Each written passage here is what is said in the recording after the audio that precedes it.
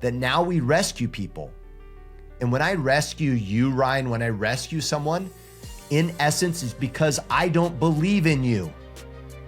I don't believe you're capable of doing it, that you require me to do it for you. And thus I rob you from building self-confidence. I rob you from growth, and I rob you from the honor of rising up and doing it on your own.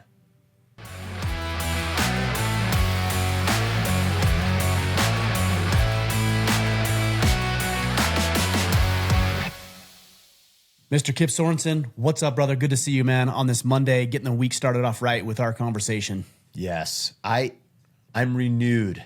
I think you knew this. I went camping over the weekend, and so whatever it is about being out in nature, making fire, sleeping on the ground, just centers me, and life is way better than I realized. Doing a little peyote. Don't leave that part out of it. Come on now. Yeah, a little knocking on the sky. Or I don't know. Yeah, what were you doing? Not just it's like, oh, I feel so good. I was camping. I'm like, you were getting high, bro. No, we had a sweat Sunday morning. Started at like 5 a.m. Made these guys get up, burn some rocks, and dude, by 10, I was telling my son, I'm like, I am destroyed. My body's just like done for a Sunday. Yeah, but it was great. It was really great. So no drugs required. There was enough suffering that no drugs were required. All right. I sat at the pool for about 5 hours while you were doing that. Oh, yeah, you poor thing. You know, it's a little different experience, but well, I'm a ginger, so I got pretty burned. But outside of that, there wasn't much suffering going on. I love it, man. I love it. Should we get into headlines? Let's just jump right into it today, man. Absolutely. So here's the headline that I have. So the Sheetz convenience store chain has been hit with a lawsuit by the federal officials who allege that the company has discriminated against minority job applicants. Sheetz, which operates more than 700 stores in 6 states, discriminated against Blacks, Native Americans, and multiracial job seekers by automatically weeding out applicants who the company deemed to have failed a criminal background check, according to U.S. officials.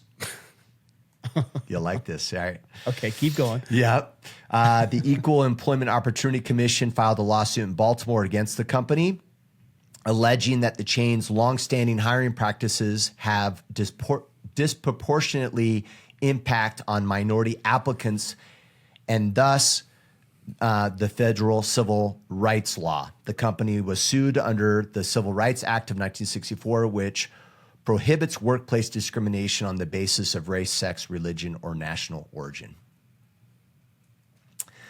So, my response to this: we need to deal with the fact that we do not help people when we rescue them. And this is a prime example of thinking that we're helping someone by rescuing them, by lowering the standard of what is required to be successful in college, by lowering the standard of what it means to get a job. And what we need to realize, in I think it was 1971, psychology has this term, and you guys can search this up. It's called the drama triangle. And in this drama triangle, you will perpetuate a person to have a victim mindset when your interaction with them is from the perspective of rescuing them and or persecuting them. And the persecuting is kind of a given. We all know we shouldn't persecute people. We shouldn't discriminate against people. But then what we've done is we've swung that pendulum so far over that now we rescue people. And when I rescue you, Ryan, when I rescue someone, in essence, it's because I don't believe in you. I don't believe you're capable of doing it, that you require me to do it for you. And thus I rob you from building self-confidence. I rob you from growth, and I rob you from the honor of rising up and doing it on your own. We think we rescue people because we care. No, we rescue people often because it makes us feel good. It makes us feel superior, and it's because of our lack of belief in other individuals. If you're part of a minority group and you're being rescued, stand up and fight against being rescued. You don't need to be rescued. No one needs to be rescued. And we need to believe in humanity, and we need to help them, support and coach, but don't rescue people. And this is a prime example of rescuing, which will just perpetuate holding people down. Well said. As you were saying this, Kip, I wasn't looking at you because I was pulling up some statistics because I actually wanted to go through this, and this is going to be very unpopular with a group of our listeners, but this is the reality. So let's take a look here real quick because this ties into exactly what you're saying. So I just pulled up some statistics. This is from the FBI website, fbi.gov. And I did it real quick, so forgive me, but these numbers are, it looks like from 2016. So this is, 8 years ago. But the numbers are probably not all that different. But I think this will give you an idea. A lot of the times in that headline, and I haven't read that headline that you talked about, but what they said was that if you're doing criminal background searches, it's largely going to affect black and minority people, right? That was the assertion. Yep. So is that really what's happening? But let's take a look at this. So I looked at the total arrests for, again, this is for 2016, so it's outdated, but we can pull up, I can get a little bit more specific or newer data, but this should give us an idea. Total arrests, let's take a look for, so the total is roughly 8.5 million people for 2016. Of those, 5,800,000 are white, and we'll just isolate white and black. We won't talk about American or Native Indian, Asian, other Hawaiian or Pacific Islander, Hispanic. We'll just black and white for now. So of the 8.5 million that were arrested in 2016, 5.8 were white, 2.2 were black. So if you look at that number alone, you think, well, whites commit more problems. They commit more crime. Like there it is. It's in the numbers. And while that's true, that doesn't paint the entire story, because if you go to, and this is from in 2021, 40.1 million people in the United States were non-Hispanic black alone, which represents about 12% of the population. So if 12% of the population, again in 2021, is black, and yet if you look at murder, then blacks are responsible for 52% of the total murder or non-negligent manslaughters in America in 2016. Overall, if you across look at all rate, races. Just regardless. 52%. Dang. Yeah. So why isn't that why isn't that 12%? Get it? Yeah. Look at rate. 29%. Now whites commit 67%. And blacks commit 29%, but why isn't that number 12%? Robbery, 43 white, 54 black. Burglary, 68 white, 29% black. Now, when I say that, and you can go through, it's the same for everything. All of those numbers should be 12%, right? Yeah. If it's proportionate, but it's not proportionate. So what's the problem here? Is it really, this is where people are going to lose their minds. I'm going to hear about this one for sure. But guys, it's just the numbers. So what is it about? Sorry, switching over to my other camera here. What is it about the culture?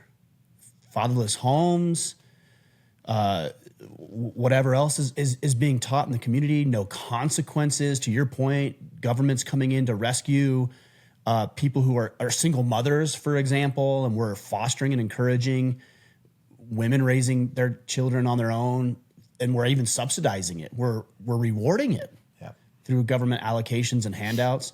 And I'm not picking on black people or white people, or that's an immutable characteristic, but there's something going on about the culture that's causing them to commit more of the crime than their percentage relative to the population. Yeah. And that's the deal we need to address. And I think you're hitting on the subject right there. I'm supporting it with data and numbers.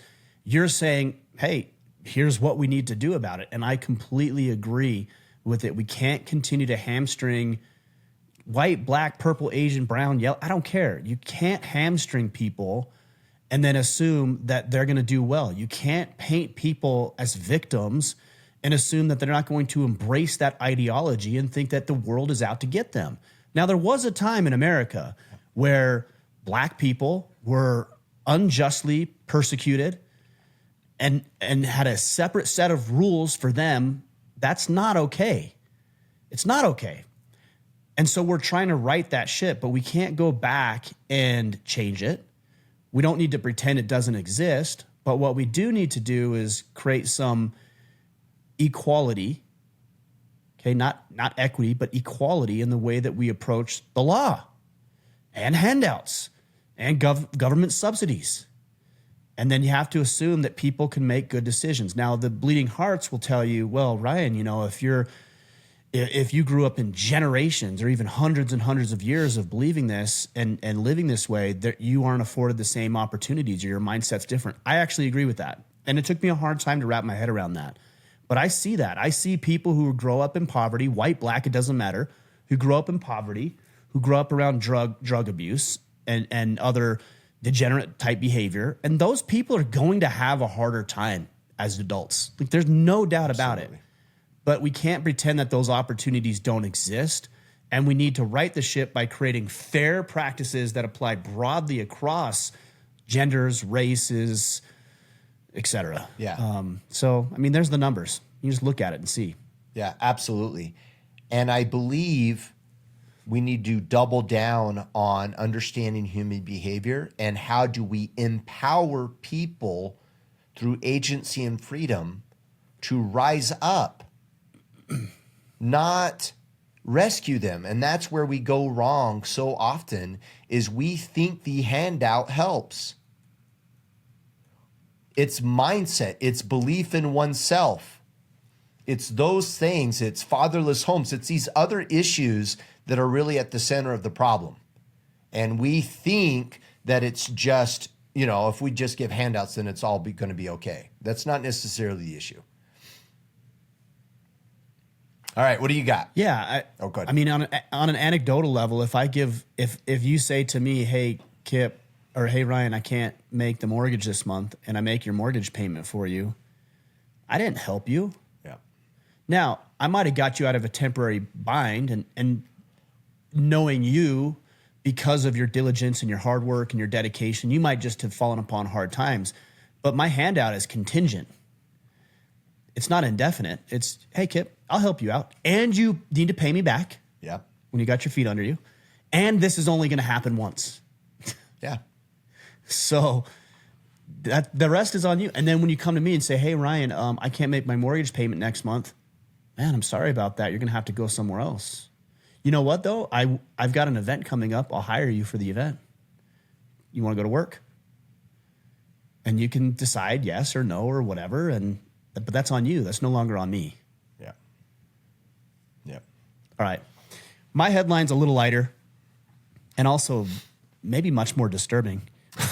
I don't know if it's more disturbing, but it's certainly disturbing. So I saw this video the other day, and here's the headline. This is from New York Post, but it's all over the place. The headline is this. Here we go. New footage shows a woman who used her dead uncle to sign bank loan arriving by taxi with the driver helping move the body. Have you seen this, Kip? No way. Dude, it is disturbing. I mean, clearly it's like Weekend at Bernie's on steroids, but clearly she's in the bank. You can see the footage. She's in the bank and she's got, I didn't know it was her uncle at the time, but she's got this man in a wheelchair who is clearly either completely incapacitated and brain dead or actually dead. And he is actually dead. This happened in Brazil. And she attempted to secure a loan, and she would grab his hand and help him and sign. actually sign the document to help him sign the document so she could secure a loan from the bank. Oh my gosh, man. Like, what in the hell is wrong with people? How old is his body? Like, is he sneaking up the bank I don't know about that. He didn't look decomposed. I'll say that. At first I watched the video and I thought, oh, he's got maybe some sort of like mental handicap or something, or Yeah. or he's in a coma, something. And then I'm like, no, that guy's dead. Like, he's legitimately dead. And sure enough, he was dead. And I don't even know where to go with this, Kip. I don't know where to take this conversation other than I will say this. There needs to be some consequences for people's behavior. And this is a broader subject, but we see so many people trying things like this, which is just repulsive and disgusting. But then other things, I listened to a headline over the weekend, and I can't remember the woman's name right offhand, but she admitted to smothering her baby. She had a baby who was the mother was high on cocaine or heroin or something at the time, and she admitted that she killed her baby because the baby wouldn't stop crying and it was frustrating. And the judge, so the prosecution tried her for negligence, which led to the baby's death, which is not negligent. That's not negligence. That's murder. Yeah. And the judge, he said that he was not going to find her guilty because it was the wrong charge. It shouldn't have been negligence. It should have been, manslaughter at the least. And so he scolded her and said, well, I hope you learn from this lesson. Learn from this lesson. What are you learning? She killed her baby. Yeah. She killed her baby. She's going to go out. She's going to get pregnant again, of course. And she's probably going to get high again. And she's probably going to do this again because she believes that she can get away with it. We live in a society that is devoid of law and order, or at least law and order for certain individuals. And this ties into what you were saying, is that there's a complete double standard based on somebody's victim class. Yeah. And it's not sustainable. It's not sustainable as a society if we say that person, they had a hard time, they had a hard upbringing, so we'll give them a pass. Well, that person, they had a great upbringing and they still did it, so we're not going to give them a pass. We're going to throw the book at them. This is not sustainable. We need to impose harsher convictions, harsher penalties for these behaviors, including things like you saw these Hamas supporters closing down the infrastructure of the United States. Golden Gate Bridge, a lot going on in Chicago. Those are literally terrorists. They're terrorizing people. They're threatening people. And they're shutting down infrastructure, which, if you think about it, is a military tactic. Throughout thousands of years, the military has attacked infrastructure. Chain. Yep, infrastructure, roads, supply chain. Highways, supply chains, rivers, in order to cut off enemies. And this is exactly what these individuals are doing. And guess what? We're going to give them a pass because they're quote unquote peacefully protesting. They're not peacefully protesting. They're literally engaging in military operations, coordinated, logistical, well thought out attacks against everyday citizens who are trying to get to work, trying to go see their kids' game, who are trying to run their errands and do their jobs and do their work, who are trying to run, life-saving medical runs with EMTs and firefighters and police officers. And these terrorists, and the only state that really did anything about it, guess, I'll give you a guess. What state? Florida. That did anything about this? Florida. Yep. Florida said nope. And they arrested him immediately. Everywhere else is like, hummed and hawed around and created real problems for people. These are terrorists and they deserve to be treated as such. That's a bit of a stretch from the original headline, but there has to be harsh consequences for this type of behavior. And we can't condone it. We can't celebrate it. We can't make excuses for it. And we need to start cracking down. Let's jump into questions from the Iron Council.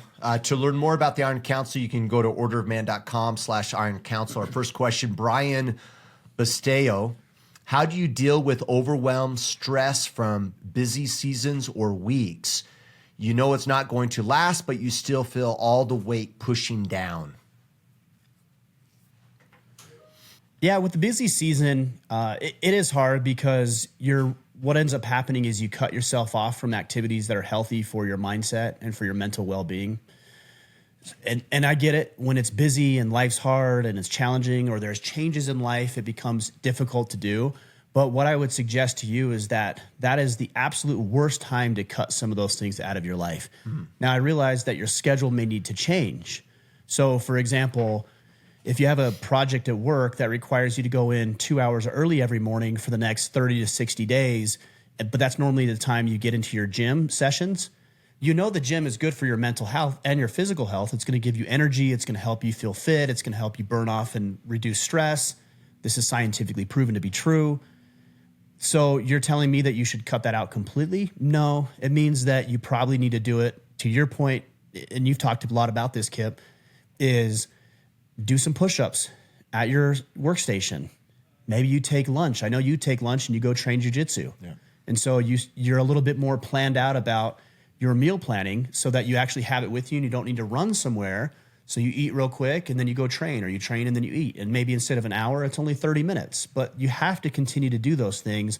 And what I would suggest is that even though your schedule may change, don't eliminate those. Find different ways to become more efficient with your time so you can continue to pray, read your scriptures, go exercise, see your friends.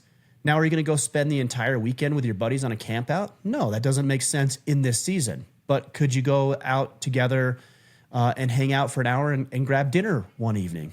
Probably. If you can't do dinner, maybe a breakfast is in order. Maybe a lunch is in order.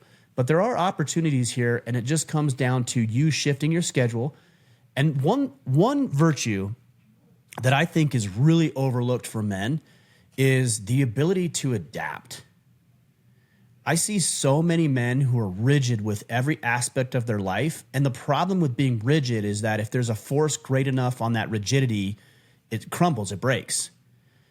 I see that an analogy would be when you're forging knives. I work closely with Montana Knife Company. They're friends and sponsors of mine, but I had the opportunity to go make a knife with Josh Smith, who's a master bladesmith. Awesome. And he talked to me a little bit about the differences between strength and hardness, or like, what was it? Hardness and strength or something like that. Because the harder you make it, it doesn't become stronger. It becomes more brittle. It's a little counterintuitive, yeah, but the harder the metal, the more brittle it is. Exactly. Interesting. Or if you look at city buildings, they're actually designed to sway and to move with the wind and move if the ground starts to shake in earthquakes, they shake. Or look at a flagpole. You know, in Maine, one of the first things I put into the ground was this 25-foot flagpole. It's made of fiberglass, and I could literally, when the wind started kicking up, I could see it moving back and forth, but it always came back to its upright position. If that would have been some rigid steel, it probably would have just ripped right out of the ground because it has no flex or ability to bend and manipulate as the forces of life act upon it. And it's the same thing in your life.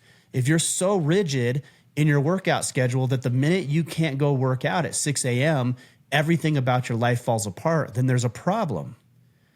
If you're so reliant on somebody else in your life, like your wife or your kids or a friend, that person is maybe no longer in your life for whatever reason, maybe they pass away or you and your wife split and your world crumbles, then that means you were too rigid in your life. You can't adapt and you can't make pivots as life is going to require you to do. So in this time of busyness, whatever that looks like, because he didn't really get into details, you know it's going to be over. Bend, man. Bend, flex, bow a little bit, give a little bit. Okay, your workouts aren't an hour long in the morning, but they are 30 minutes during lunch. Got it. That's all you can do right now. But make sure you take care of yourself by being flexible like we talked about in that analogy. I love that analogy. Timothy Conley, what are some ways to navigate the ever-changing seasons of raising a special needs son? And how can I better prepare him to be the man that he is meant to be? My oldest and only son, Connor, is 4 years old, is on the spectrum and is nonverbal. I know life must be taken one day at a time, and it's going to require a lot of patience. But to be honest, outside of my Iron Council brothers, there isn't a lot of support available locally. Thank you. I'm going to challenge that last assertion you made. Yeah. You're saying that, but that's not true. It is not true. I don't know where you live. I don't know your circumstances. I don't know your setup, but what you're saying is not unequivocally true. There are resources. There are people. There is support. You just need to assert yourself to be able to find it. There's probably other dads in your area who also have special needs children who are saying the same thing as you. Yeah. Now, I don't know where they are. I don't know where they congregate. And the reason I don't is because this is not a situation I personally have to deal with. So I have a level of empathy, but I also have a level of separation, which gives me the ability to tell you clearly that there are other people around you who are in a same situation and probably have said something almost verbatim to what you just said. Yeah. But you're going to need to assert yourself and find out what those resources are. I would say, again, I don't know anything about your son's situation. People say on the spectrum, it means a lot of different things. It could just simply mean that he's socially awkward. But in your case, nonverbal. So we're talking a little bit further down the spectrum of ability to operate in life, right? So I can't speak to that because I've never been in that situation. But what I would say is to go find those resources in your area. And if there's not one available, then create it. And then also to go back to our previous question, take care of yourself. Okay, you're going to spend a lot of time with your child, more time and dedication than maybe I need to because of your son's situation. This is why it's even more important for you to exercise. This is why it's even more important for you to find hobbies and outlets and activities, and more important to find other men, not just in the Iron Council, but locally, that you can get a break from. I know people don't like to talk about this, but you're going to need a break. Okay, your son being on the spectrum and being nonverbal is going to be exhausting. And that says nothing about your love for him, but it's going to be infuriating and exhausting at times. It's exhausting for me, and I have mentally healthy, physically healthy children. Fortunately, I'm not in that position, and it's exhausting for me. So if you can't find a way to take care of yourself, then you're going to get frustrated, bitter, angry, contentious, resentful, which will lead you to take it out on him. It's not his fault. And it'll also lead you to take it out on your wife. It's not her fault. So find those outlets outside of what's going on with your son and your wife and your family dynamic, because you're going to need all the strength you can get. You said something that I felt could relate to any man. When I think about any hardship with any of my kids, especially the older kids, because now I can hindsight, look back and go, oh, what would I have done different? The answer I would guess for most men is spend more time with them. When I look at the hardships that I've had with some of my teenage sons, the solution would have been have more time with them, which you've already alluded to in this circumstance, but it's kind of the answer. Show up powerfully, be an amazing tool, and use that to lead and guide. And to do leading and guiding for those that we care about, it requires reps with them, guidance, show, modeling, leading by example. And so I would double down on that. I actually can relate a little bit. My oldest son, born with a hearing loss, had hearing aids ever since he was 4 months old. He was diagnosed with Asperger's. So wicked smart in certain areas, socially awkward in others. And then when he was 14, started losing his vision, which then we realized that the hearing loss was actually associated to Usher syndrome. And so at this moment, he's probably about 5% of his vision he has left. But growing up, he struggled. He was on the spectrum, and it's so vague, right? That term, right? But he has Asperger's, autism, and hearing loss. And so his speech was delayed. He struggled in school. He had moments of kids making fun of him because of how he showed up or because of his hearing loss and other things. And so he struggled. In hindsight, when I look back at some of the best things that we've done or that I've done that I think is that I understand that there's value in understanding what's going on and we put a label on it. Be careful that that label doesn't become his identity and that you don't put that on him. There's power in exactly the way he is. And if I approach him as something's wrong, that his autism is a problem, is an issue, then it becomes his problem, his issue. It becomes his reality. And everything that shows up in his life ends up becoming barriers against it. Oh, I can't do that. Why? Oh, because I'm autistic. Oh, I can't do that and it becomes this self-fulfilling prophecy and limitation of how he shows up in the world. So, and I'm not saying that you're doing this, but be careful not to take those labels, those descriptions, those terms that we get from psychology and doctors and make it their reality. Your son is who your son is. Whole and complete. Perfect. Different than society, shows up differently, sure. But you'll also learn that he'll even have superpowers that normal people don't have. And he'll have amazing things that other people can't do. And make sure don't put that label on him. Otherwise, you're going to hinder his growth and possibly damage his self-esteem at the same time. It's powerful. I don't have experience like you do and like our asker has, but I have a friend, and I won't get into specifics, but my friend has a son who's severely mentally and physically disabled. And my friend really loves to ski. He's a great skier. He loves to ski. And they take family trips and they go skiing together. And he told me this story where he has a certain sort of seat or something with actual skis on it. Yeah. And he will take his son, push him skiing with him. Yeah. And so they go skiing together. And when he was telling me this story, he said that he had somebody come up to him and who was super inquisitive about what he was doing and was really excited to see that he had taken his son out to do this. And come to find out, that man who approached my friend has a son with a similar condition, but didn't know it was even possible to do something like this. Yeah. And so my friend, through his own actions of serving his son and being a good dad, actually ended up serving somebody else who then could go out and do the same thing with his son and experience life the way that he wants to experience it and raise his boy. I just thought that was really powerful.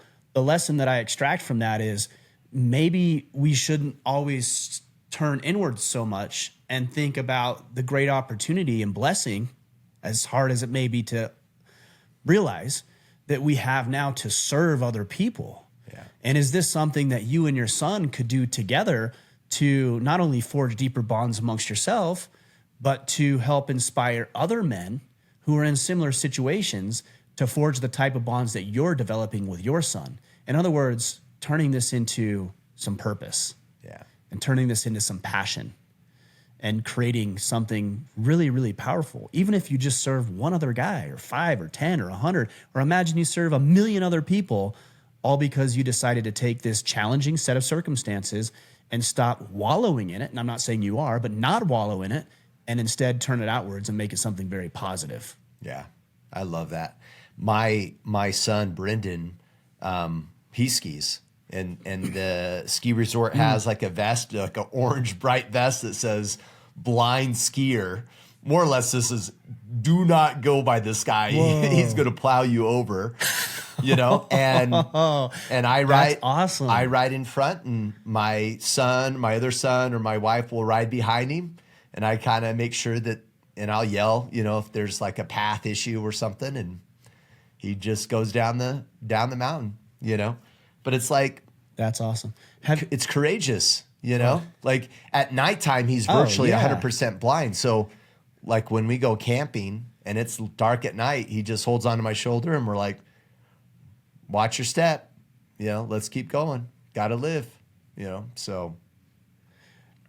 Are you familiar with Eric? I believe his last name is pronounced Weinermeyer, Weinermeyer. Is this the Everest guy? No. So he's blind. He's officially blind. And he's climbed the 7 tallest peaks on each of the 7 continents. Yeah. And he also white water rafted down the Colorado River. Right. That's right. Yeah. If you haven't read his book, he's got a book out on that rafting or the kayaking thing, and also the peaks. He's been on the podcast. He's amazing. Absolutely Unreal. Incredible. Yeah. Your son might be inspired by him if you haven't checked any of that stuff out. Yeah. I'll send it his way. Very cool. Cool. All right. What's next? DT Ray Miller. So we're going to hop over to the Graham. Going through divorce. Okay. I've accepted that it's over and I've moved on. Do you ever really let it go? I just miss my kids so much. 50-50 isn't enough time with them. I've let it go. I say it this way. I've let go of what's beyond my control.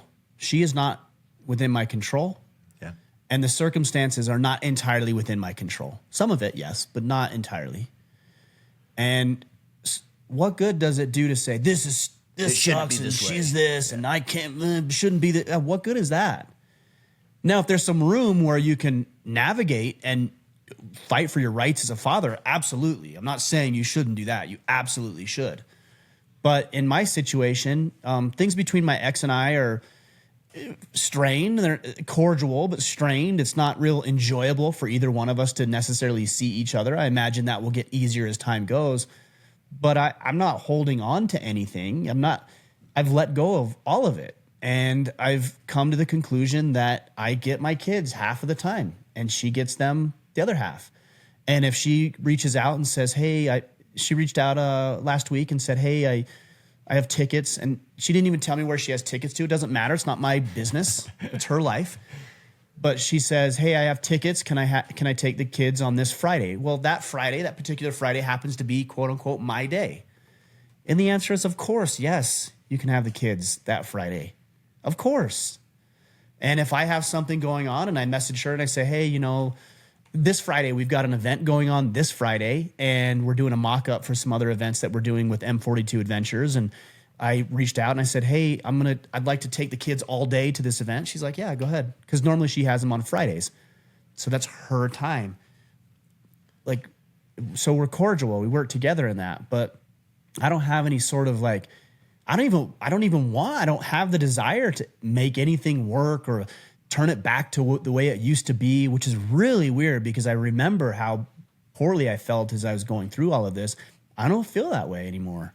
And so I've completely let go of that, and I'm learning to just focus on the controllables. So when my kids are here with me, I'm trying to give them maximum time and attention, trying to teach them and inspire them and spend time with them and laugh with them and play with them because that's the time that I have. So I make the best of it, and the rest is beyond my control. And I would say this, and I've talked about this at length, and you have too, Kip, is that a lot of the times we make enemies of our exes, and you just end up shooting yourself in the foot. Yeah. What's the saying? Cut off your nose to spite your face. It's like, why would you do that? Why would you make an enemy of your ex knowing that she does actually have some say in how your kids spend their time? So if you're going to make an enemy out of her, are you really doing what's in the best interest of your kids? No, you're not. And not only that, you're playing yourself. You're making it harder on you to spend time with your kids. So you don't need to make an enemy out of her, and you don't need to be best friends either. In fact, that would be weird. Just be cordial and be helpful and be friendly and be accommodating when you can, in anticipation and hope that she will do the same to you when you need that. So the short answer is yes. Yes, you will let go. The sooner you can do it, the better. Yeah. And when I hear let go, I think for a lot of men, what we're talking about here is dealing in reality. A lot of the letting go is the acceptance of the circumstance. You can't change it. Well, it shouldn't be, or I shouldn't have to. It doesn't matter. It is what it is. And letting go is dealing with what is so. And it is impossible for us to show up powerfully in the world if we're not choosing to deal in reality. And it kind of requires us to swallow it. I just writing notes because requires us to swallow it and go, okay, you know, I know where I went wrong. I'm going to take responsibility for my areas. I can't change this. It is what it is. All right, now what I'm going to do. But most people don't do that. This is anybody that has a hardship with a parent. I kind of use them as the prime example. You know, you have a person that has a broken relationship with a parent for 20 years and they're in the 40s. You know what that problem is? Not letting it go. They're still holding on that the world is the way it is because of mom and dad, right? And it's like, well, guess what? They were shitty parents. Awesome. Now what? And deal in it. Well, I shouldn't have had to. Well, it doesn't matter. You did. You did. Exactly. So now deal. Deal in reality.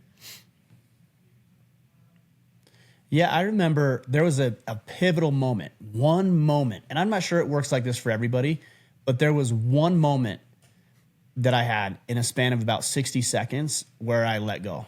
Yeah. Completely. Me too.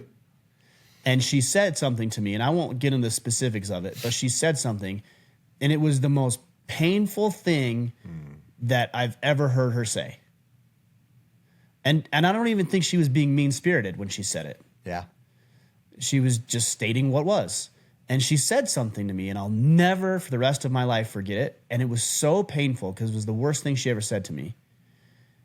But it was also the most liberating. I was going to say, I'm assuming it was painful, but then you felt at peace shortly thereafter. Yes. Yeah. Because I could chalk it up at that point.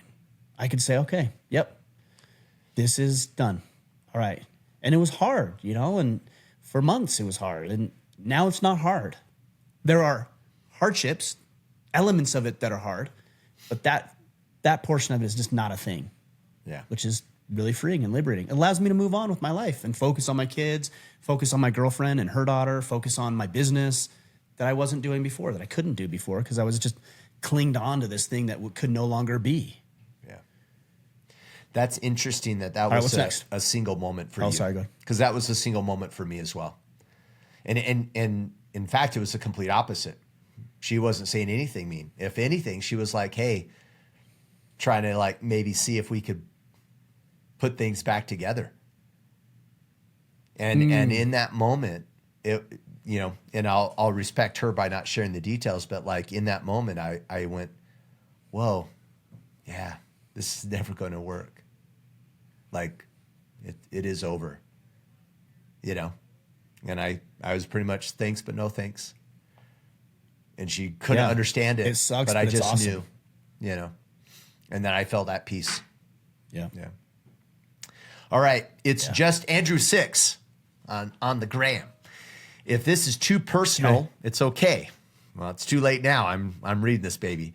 I know you, so I know this isn't too personal. It's an ask me anything, not an answer anything. Yeah, so yeah. I always have to make that distinction. Yeah, you can ask whatever you want. Doesn't mean we're going to answer.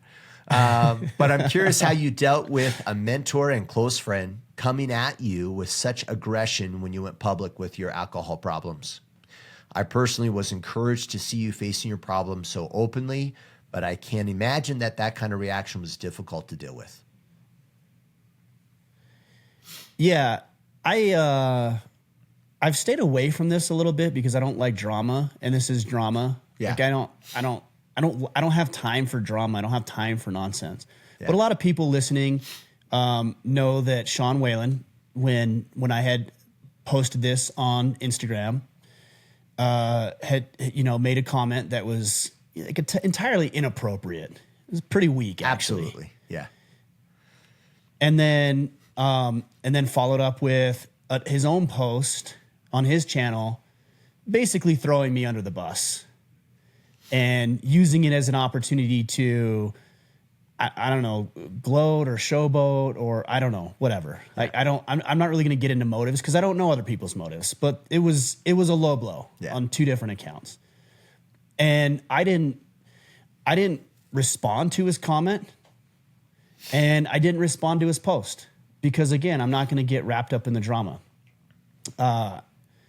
Sean sent me one message that I'm not going to share the details again because we're not doing drama. It was just, I don't even know how to describe it. It wasn't mean necessarily, or he wasn't like getting after me, but he said something, and I felt like I was pretty gracious in my response to it. And then I saw him maybe like 3 or 4 weeks later at an event, and I shook his hand and he shook my hand and we talked for a minute, and that was it. That's it. Like, I get so frustrated with social media at times because I know that I could probably make a bigger deal out of it, and I know he could probably make a big deal out of it, and then we could, fight about it openly and publicly, and then we could do maybe like a charity boxing event and like all this shit that people do just to like drum up attention and nonsense and chaos. And I just don't care. I really don't. It was unfortunate, I think, the way that he responded and handled that. And that's it.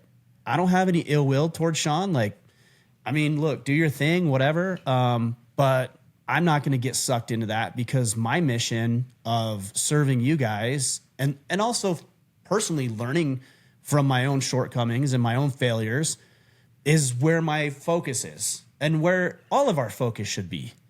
Yeah. And if you're getting wrapped up in my drama because I'm creating it, then that's antithetical to the mission that I'm trying to lead, which is to help you with all of the tools and resources and conversations that you need to be the best man possible. And I know I could drum up drama with Sean or other people. I could do that, but I'm not going to do that because that isn't how I operate. And that's not what I want to occupy my time with. So it's unfortunate that that's how that went down. But it is, to your point earlier, the way it went down, and that's it. And I haven't really thought about it for probably months until you brought it up again. Yeah. And I'm not saying like, shame on you for bringing it up. You're just curious, but it's not something that occupies my mind because people are people and we make mistakes. And I try to afford grace when people say and do dumb things. And I've talked about that. And I wish people would do that for me. I say and do dumb things all the time. If I expect people to give me a little bit of leniency and grace, then I have to do it for other people as well. That doesn't mean I need to continue to be friends with people or associate with people. It just means that I'm willing to let it go because it's just not really that big a deal. And it isn't. It's not a big deal at all. Yeah. And I hope you guys heard that and took the answer out of the circumstance and the situation of how to deal with it. Right? Right. Hey, I'm not going to get sucked into drama. If drama shows up on my door, I'm not going to get sucked into it. Why? Is it going to serve me? Is it part of an alignment with the mission of what I'm trying to achieve? It's not. Oh, okay. Is it outside my realm of control? Absolutely. I'm not. Yep. I'm going to afford some grace. People make mistakes all the time. Continue to operate in an empowering way. And I can't help but think all the times where I see that scenario all the time. Like, I struggle with this all the time, even from a leadership perspective at work, where we might do things as an org and I might get frustrated. Why are we doing that? And I'm like, wait a second, Kip, you can't change people. and one of my mentors, his name's David Russell. I could talk to him for hours, and he would gladly talk for hours. He's a talker, but he said I was frustrated. I was like, man, I'm so frustrated with this, and I can't. We shouldn't be operating this way. We shouldn't be doing whatever. And I'm not dealing in reality. I'm dealing with what I think should be. And he goes, Kip, your job is to illuminate and present possibilities for others to choose for themselves. And we grow when you're capable of growing from other people's share and when they grow from yours. But it's not about getting people to see things the way we see them. It's more about creating opportunities for us to see how other people see things. And that's it. Yeah. That's all we do. You know, and we live in this world. It's like, oh, well, you got to reply, man. You got to reply back because then you'll convince. Whoever convince anybody out of an argument and belittlement? You're just going to sound like an idiot. Yeah, like, And you're going to sound like an idiot. yeah, and that's why persecution is so ineffective. Back to like my opening comments, you don't get people. Let me say it this way: you can get people to do things by persecuting them. Absolutely. By manipulating them, sure. Yeah, but it's not an empowering way. It's not empowering growth. You're not really helping them, right? Thus, persecution is not that beneficial. No. Well, and look, I had other people take pop shots from the cheap seats at me, you know, during that time. Yeah. And not one of those people who took those type of shots reached out to me and asked, "Hey, man, like, how you doing?" you? Or, "Hey, you really messed up. Like, what can I do to help?" Like, not one of those critics did. But you know who did? Guys who weren't the critics. Guys who were like, "Yeah, man, you really messed up. But like, what's going on? Like, how you doing? What are you doing to fix it? How are you going to correct the behavior? Hey, like, how can I help you?" Yeah. Those are the people that didn't say anything online. They didn't say anything publicly. But you know what? My phone blew up with those people. You know, it's the people you don't know. It's the people who want to send. And I had like half a dozen people send emails to their lists about why, you know, this and that about me. And like, I don't need to respond to that. I don't need to get into that. Not one of those people called me. Not one of those people reached out to me. Not one of those people cares about me. What they care about is an opportunity for them to boost up their own followings or their own movement or whatever else it is they're doing. And those people aren't going to last. And people are going to start to see right through them. But it's the individuals who, they don't blast it on social media. They reach out and say, "Hey, man, you screwed up. What are we going to do about it?" But they stand by you. Yeah. And those are the people that I invest my time in. Yeah. Well said. Gabriel Rejos Davila 1074. I always wonder where people come up with these Instagram names. I'm like generic. Kip. All right. How do you deal with forgiveness with an ex-family member, in-law, when you knew or know you weren't at fault for the situation? Well, you don't know that. Because if you knew that, then you would have already let it go. So you're holding on to some guilt or something. You're holding on to something. The theme of this conversation should be letting go. Why are you holding on to it? Like, what do you need from them? Well, you need their approval. You need their apology. You need their validation. Yeah. What do you hope to get from dealing with an in-law? I don't really. I'm having a hard time wrapping my head around the question, because if you knew you were in the right, then that's it. And why are you trying to convince them? Why does that matter to you? I think that's the real question. Why does their validation matter? And if you're going to say here, well, it doesn't matter, then you would have already let go. You know, it sucks. I don't know what your in-laws did. Maybe they talked poorly of you. Maybe they screwed you over in a financial deal. There could have been a number of things that could have happened, but it's done. And it happened. And they're ex-in-laws for a reason. And that's it. Like, okay. I think forgiveness is powerful. You know, and it's not for the other person. It's just so I can move on in life. Like we're talking about letting go. There's people who've said things about me who I forgive. Now, I'm going to be best buddies with them? No, but I forgive them. There's other relationships that I think weren't handled properly when it came to my situation over the past 1.5 to 2 years. I have frustrations about it, but I forgive those people. And what they do now is really on them. I'm not going to stand at the judgment seat and be judged on how they respond to me in their lives. God's not going to say, "Hey, well, you know, this person didn't validate you, and you didn't make this person feel good, and you didn't make this person feel comfortable with all their decisions, so what do you have to say about that?" Like, I'm not going to be asked that question. The question I'm going to be asked is, did you do the best with what I gave you? And did you try to do better? And did you try to serve people? And did you try to learn and grow and have purpose and mission and serve and lead and be a good father? Did you try to do those things? And then let's go back and check the receipts, because all that's going to be replayed for me. And in some cases, yeah, I did. In other cases, no, I didn't. Yeah. And I hope for a little grace in those things I didn't do well at. But I'm never going to be asked or held to account for what other people do or think about me. It's not an issue of mine. So I don't need to consume myself with it. All I need to do is say, hey, you know what? I don't know fully that person's situation. Maybe they were saying things or doing things on faulty information. That could entirely be true. Yeah. Maybe they have their own lens in which they view life and circumstances. And so they're lumping me into past experiences. That's probably entirely true. But that says nothing about who you are as a man. So let it go. Let it go. Move on. In order to let go, you have to forgive. You can't move on unless you forgive. Yeah. Because they will always occupy a little bit of your mind. It'll always just be there. And then you're going to drag that person around with you for life. I don't want to do that.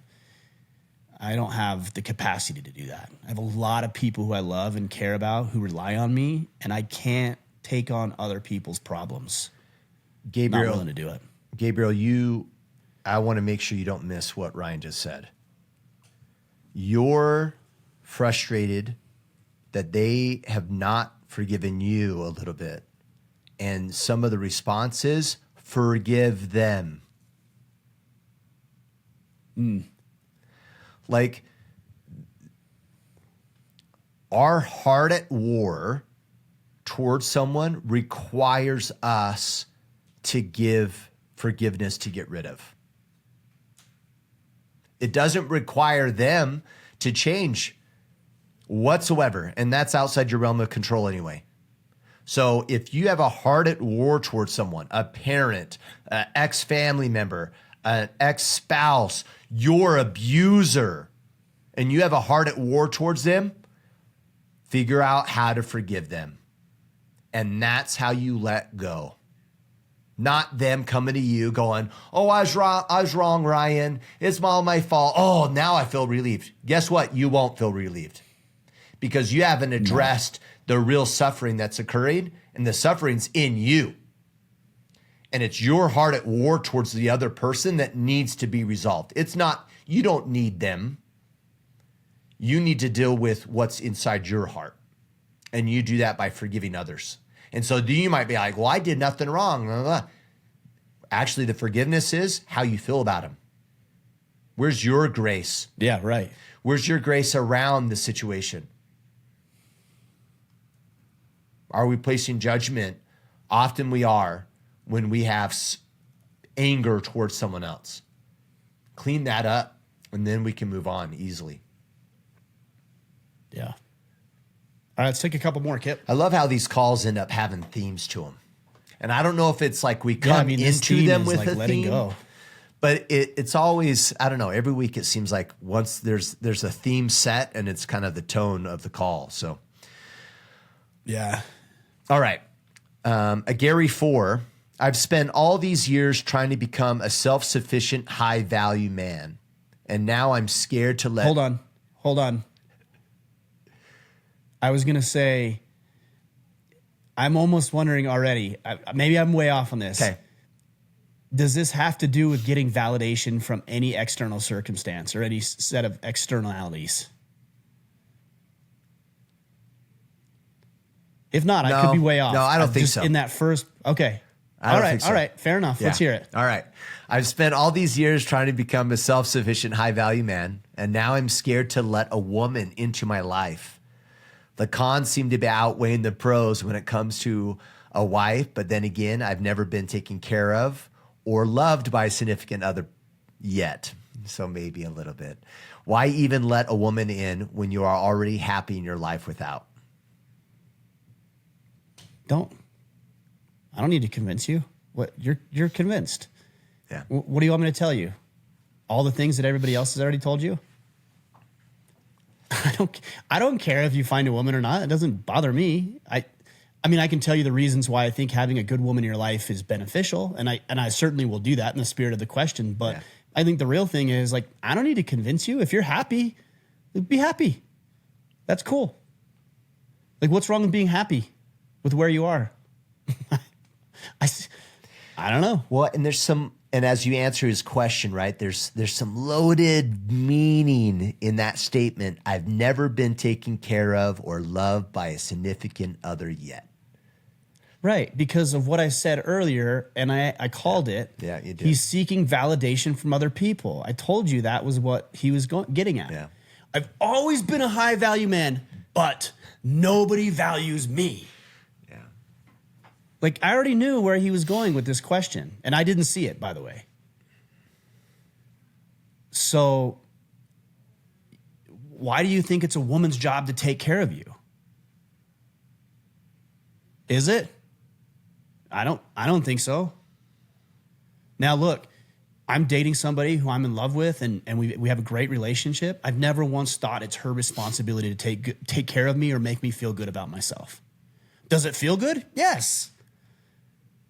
Do I love spending time with her? Of course. Do we have laughs and experiences and things together that bring value and joy to my life? Yes. And she's going to listen to this, and so I hope she takes this in the spirit in which is intended. If this doesn't work out or she's no longer in my life for whatever reason, my life's not over because she doesn't define me. Yeah. So if she decides, hey, you know what, I'm done, and she's out, I'm going to be heartbroken. It's going to be very upsetting. It's going to be hard to deal with. And also, life's going to be fine. Like, I'll be able to move on with life. Yeah. So you got to be careful of the validation. I think in this situation, you're probably looking for a woman to be something other than she can be to you. Which is unfair. Which is, well, she doesn't appreciate me. She doesn't like my hard work. She doesn't give me what I need. She doesn't do this. She doesn't do that. She's not supposed to do any of that. She's supposed to bring joy and satisfaction and happiness in your life. That's what I would say my girlfriend does for me. But she doesn't take care of me.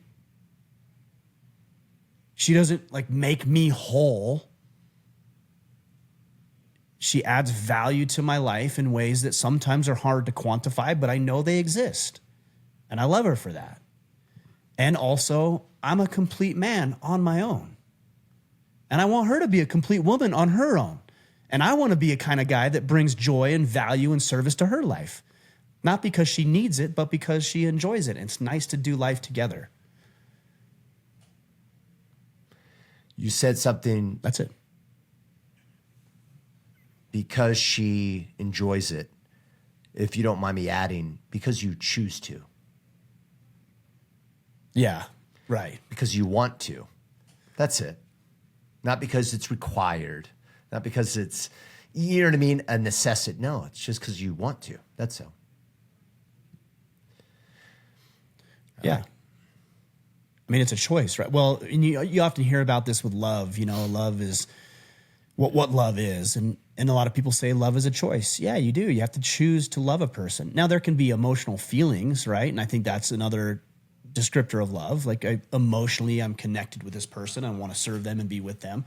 And also, I want to love them, meaning I want to actually do something. I want to make her feel important. I want to add value to her life. I want to cook her dinner. Like, I want to love her actively. And that's a choice that we have to make every day. In the spirit of the question, and I'm not trying to convince you, Gary, but maybe for obviously all the other people listening to the question, there is an element of who I am as an individual and opportunities to become something better that I don't think was on the table without marriage. Whether it's dealing with the opposite sex or them speaking into me and me learning from them and having someone in my life to learn from. So I don't want to get that mixed up with not being complete and seeking validation, but there's an element of growth that is only made possible through that. And of course, then you can tack on having children and say, okay, now the ultimate tool of growth. but there's massive value into it. At least in my life, it has been. And I am a better man for it. Agreed. I mean, it's there's an element there, and not only that, it's hard. It's right. Her and I actually were talking about really hard. how hard it is to do this, like to pour into each other, to invest in each other, to have. This is what's interesting. You have two different people, and this is what her and I were talking about this last weekend. In fact, two different people who have two different beliefs about just about everything, who have different ways of doing just about everything, who have a different lens in which they viewed life for every aspect of life. And then you're asking them to come together and be harmonious. How's it going to work? Like, there's going to be friction. Yeah. So the question is this a friction I can deal with? And is this a person who's willing to work through the friction with me? Because it's going to be there. And does the enjoyable times outweigh the friction? Therefore, we're willing to work through the friction. Yeah. So, it's tough. I wrote something down that's maybe a little bit different than what you said. And I said this: if you need a woman to complete you, you probably should be very careful of bringing a woman into your life. Yeah, you're not ready. Because it's not fair to her. Totally. It's not. If you're like, I need you to complete me, like you, and women, by the way, are repulsed by this. Yeah. Neediness, clinginess. I was going to say they want to they're repulsed by it, Go ahead. but they act like they want that in their early stages. There's some craziness going on there. It's not craziness. It's just not being totally in tune with what they want, because they're being conditioned through society, just like men are, to believe a certain thing. And so, they will say things, and men will too, but women and men will both say things that they don't actually believe. And a lot of that is driven through emotion. But then when biology takes over and human evolution, like, no woman's going to want a loser who can't sustain himself. No. She might say, oh, I love him, I can fix him. She might even say that in her head. Yeah. But then when you mess up enough times, she's like, I can't deal with this. I want a man who can actually stand on his own 2 feet and stand not only beside me, but also in front of me when the time calls for it. And you can't do that if you can't stand up on your own 2 feet, and you're asking her to stand in front of you. That's not the role. You are to stand in front of her. So if you can't do that, you might not be ready for a relationship. Even if she says, I want a man to be vulnerable. I want a man who feels like he can cry to me. I'm These his are all the things women world. say. Yeah. It's not true. Yeah. They don't think that. They might think it, but they don't, in their deepest heart's desire, it's not. Sure, this is an interesting conversation about vulnerability with women. Some guys will say, oh, you need to be vulnerable with women. No, you don't. You should be honest. I've had honest conversations with my girlfriend where she's asked me things and I've been tempted to not lie, but just like put a little bit of a wall up. But I'm like, no, she wants honesty, so I'll be honest with her. And I'll tell her things I'm afraid of, or things that concern me, or things that keep me up at night. Yeah. But I'm not going to babble and cry like a baby, like a buffoon in front of her. Because what kind of confidence does that instill in me from her? None. It undermines it. Yeah. So I will be honest with her. Hey, I'm scared of this. I've been hurt in the past, or I'm scared of this, or I'm scared of that, or here's some things that I'm worried about, or here's the struggles I'm dealing with at work or my children. But I'm not going to cry and be a baby in front of her, because it's inappropriate. And it doesn't actually help the relationship. And I know all the people who don't agree with that will hear that and say, well, you need to be able to cry. You need to be honest. I'm not saying that. I just said I'm honest. But I'm appropriate as a man, because that's what women want. And that's what I want to be. Yeah. So. Okay, I have a quick question for you. Dan Horgan, are you still slinging arrows? Would love to see you at Total Archery Challenge. I think that's his way of saying, are you going to Total Archery Challenge? Yeah, no, I'm not. The short answer is no, I'm not. Dan, good to hear from you, man. Good friend of mine with Black Rifle Coffee, and so we throw arrows together at Total Archery Challenge. I'm not going to go this year. I've got so much going on, and I've learned to say no to things. So unfortunately, no. But I am still slinging arrows. I have a tripod out back that I shoot from, and continue to practice. I've got a bow hunt in June. You and I will be on that one, Kip. Yep. And then I've got a hunt in Minnesota, and I think I've got one or two others. I'm sure I will by the time the year's over that I have. So, yep, still practicing and getting Kip into bow hunting as well. Yeah, so we're spreading the good word. I got some arrows. I'm going to get in my backyard and throw them. Throw them. Yeah. Spear, dude. Spear. Let's go spear hunting. Addle. Yeah. I like that. Yeah. Do you know what that is? An addle? What? I didn't hear what you said. An addle? It's like a stick. Oh, no, I don't know. It's like the rubber band thing or whatever. It's no, it is, right? It's like a elastic like thing. No, you're and thinking it like shoots it. spear fishing almost. No, it's it has like a notch at the end. Yeah, kind of like that. And you take the stick and you project the stick and it hooks into the nock in the back of like a smaller spear or a really large arrow. Anyhow, look it up. I'll send you. I'm so I'll send you a confused. link. Send me the link. Good I don't know. times. Good times. You're not even speaking. You're like Adelaidal or something. I don't even know what it's called. I couldn't understand. All right. What is it called? An addle. Addle. Okay, send it to me or I'll look it up. Okay, and I might be saying it wrong. I am from Elsinore, so a full disclosure.